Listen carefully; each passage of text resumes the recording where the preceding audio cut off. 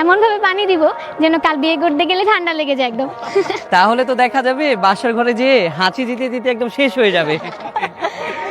এই থাম থাম, এত পানি দেওয়া যাবে না, কালকে বিয়ে, যদি ঠান্ডা লেগে যায় আরেক কাহিনী।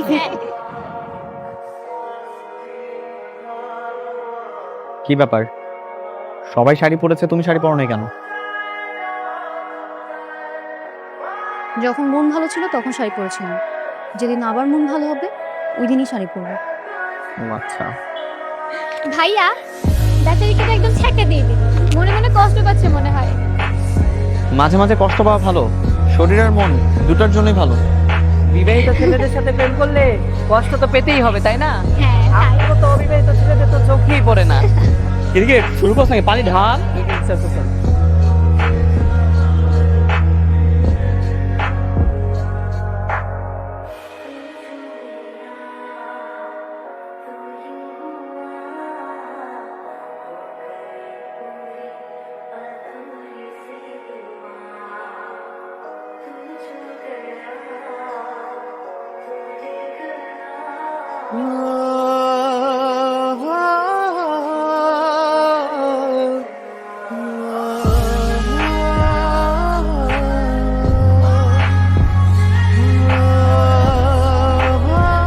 কি রে, এভাবেই দাঁড়িয়ে থাকবি?